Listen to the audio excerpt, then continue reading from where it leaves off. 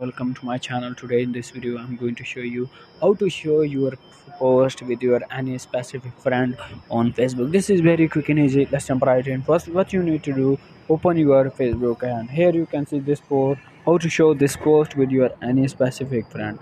Open this post now. Click on these three lines. Here you can see top of the post. Click on these three lines.